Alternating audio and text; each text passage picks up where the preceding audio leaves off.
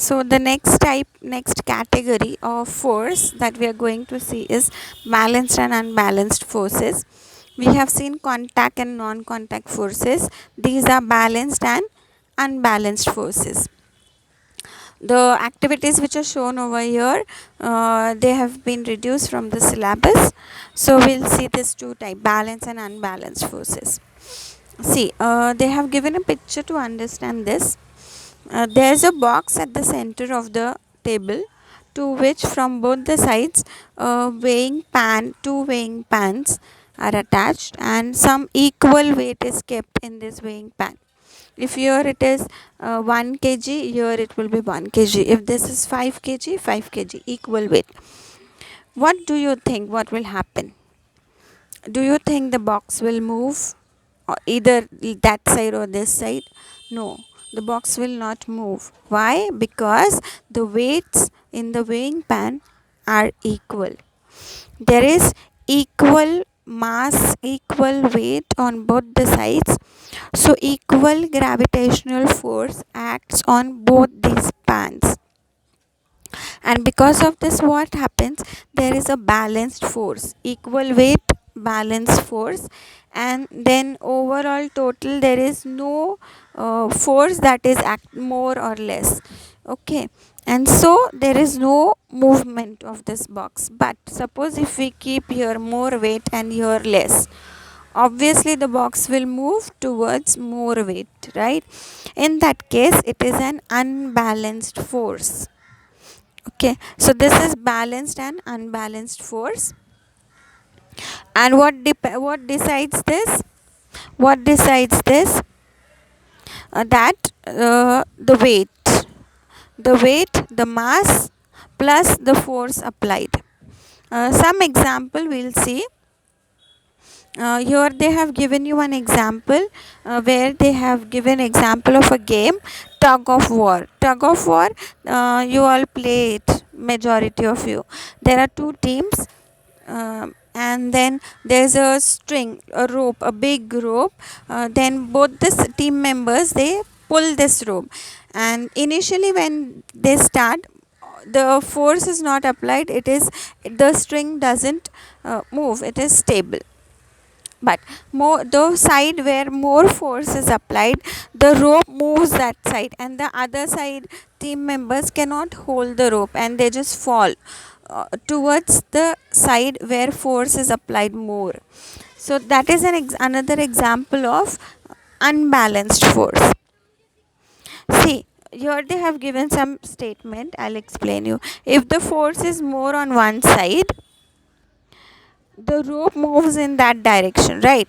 The more force applied, that team will be winner. They will not fall, they will pull the rope.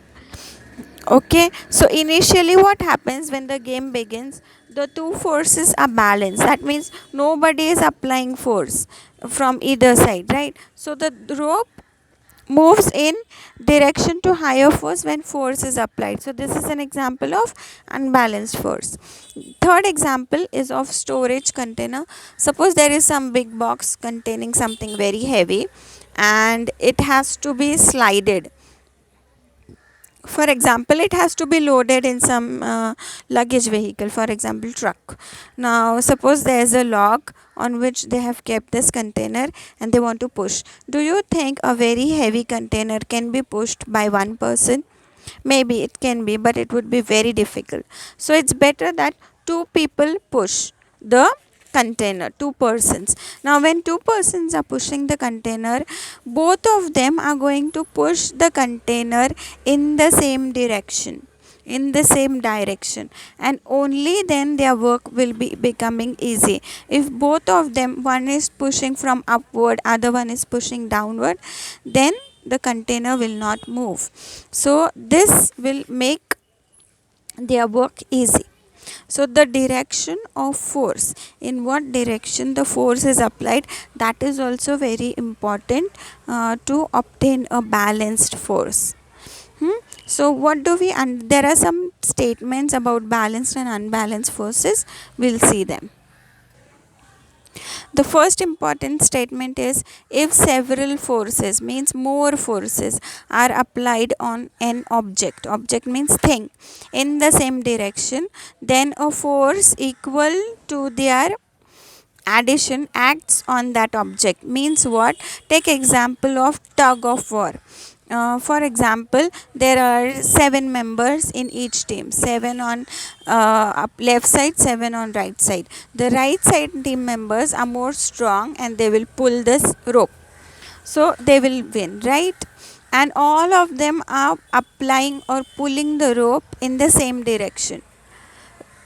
Understood? So all forces means all 7 forces will be added up.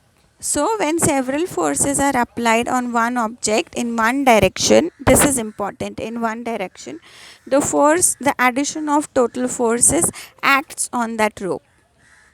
Next, if 2 forces are applied on an object in direction opposite to each other, a force equal to their difference acts on the object. For example, this one, the example of the pan here. Equal mass, the forces are being applied on opposite direction, left side, right side. Direction is not same.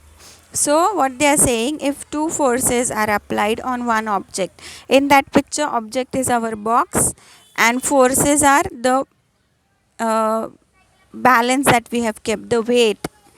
Okay, they are applying in opposite direction, right and left. Then a force equal to their difference. Equal to their difference means, here children remember, 2 forces are applied. If the forces are equal, right, 5 kg and 5 kg, then 5 minus 5 is 0.